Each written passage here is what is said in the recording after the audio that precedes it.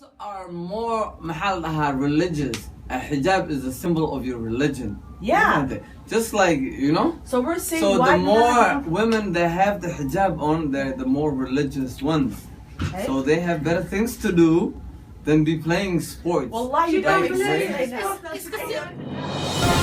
The belief that women's participation in sports and exercise in public is unacceptable stems from the desires to protect men as well as women's modesty.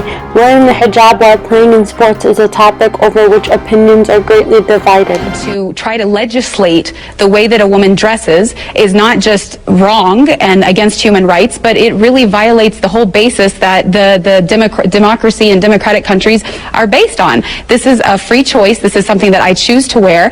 I disagree that it's some right-wing ideology. It is something that is permitted.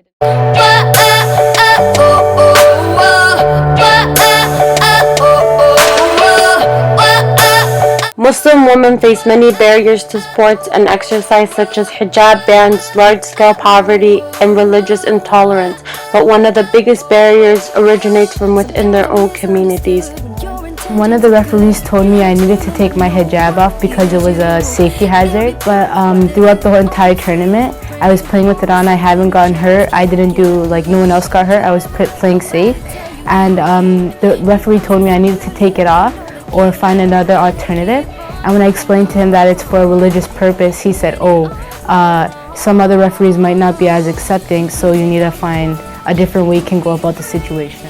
Islam does not prohibit women from playing sports and participating in it publicly, but it seems that where the lines are unclear, people naturally fall back to what they are familiar with. In this case, their cultures and traditions. But just because something is culturally unaccepted, it doesn't necessarily make it un-Islamic. It has nothing to do with Islam or otherwise. Catholic women in Latin America and Buddha women in Asia and Muslim women in the third world, they don't do sports. It has nothing to do with Islam. It is a poor culture. It's a culture. So it's the same thing in Latin America. Women are not represented enough. In Asia, Buddha, they are not represented. So it's not religion. It is cultures that women are only heard but not seen. In these cultures, women are not seen much. Many Muslim females cover all but their faces in front of men in public, which can make running, jumping, and other physical activities difficult. Headdresses can come undone, traditional clothing can rip, and girls often trip over their dresses. One solution for Muslim girls in Minneapolis was to go to an all-girls session at the gym of Brian Coyle Community Center in the Cedar Riverside neighborhood. My name is Selma Hassan, and I work at South High School as a social worker who works primarily with 9th and 10th graders. My relationship with Brian Coyle Center started with my sister working there when she was in 10th grade, and she was working with a lot of young people who were attending Minneapolis public schools and told her, hey, we don't feel comfortable participating in our co-ed gym classes. Could you create a space where we can be physically active?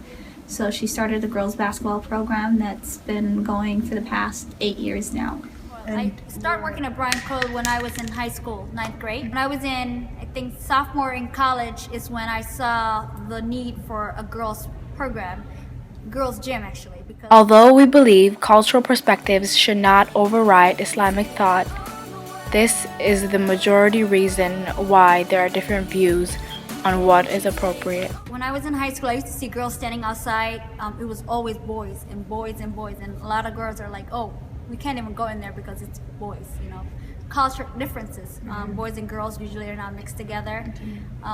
Parents were not comfortable with their girls playing with the boys, and so my boss asked Brian Coyle if we can use one day, and they were okay with it.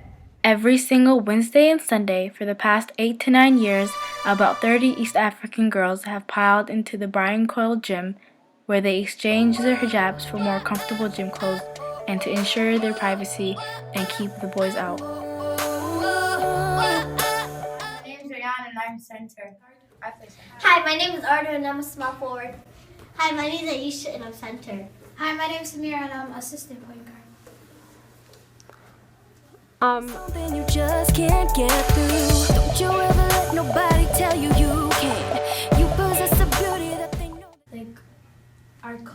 Coach Robert, she influenced us to play because she thought we should be more active, and she thought not only boys should play basketball in this community, girls should too. Like, people should not judge us, you know. But demand for the gym is high, and girls-only gym is limited to 5 hours a week. That is why leaders of the gym program teamed up with the University of Minnesota to produce culturally sensitive athletic apparel for Muslim girls. For the first time, young Muslim girls have sports uniforms designed for them, by them, and they're getting ready to show them off in a fashion show. The new uniform features leggings, a long tunic, and tighter hijab. I tell my girls you can look pretty and still be physically active or be in a sport. We can do crossovers, we can do anything with these dresses. I don't want to look like weird or something. I want to look good. It's not because other people are like for me. The uniforms were constructed in a makeshift workshop at the nearby mosque Shafi'i, 2 blocks from the community center. Finished designs were debuted at a fashion show last month at the University of Minnesota and featured 2 sets of uniforms made from breathable fabrics. The Riverside neighborhood of Minneapolis and the Brian Coyle Community Center, which serves a largely East African Muslim population, is what I would consider a very close-knit community. Most of them, because we do come from a very close-knit community, a lot of the girls were wearing hijab, but when they were in the gym, they wore shorts, they showed their hair. It was an opportunity for them to connect while being physically active. Like, a lot of people here, we're like family. It's a partnership that is growing. But in the midst of the steady stream of expensive women's sports brands, from running shorts to tank tops with built-in sports bras, one group of girls has been traditionally left out: Muslim girls who observe their religion's dress code. But what you choose to wear shouldn't take away your right from being able to play a sport you love.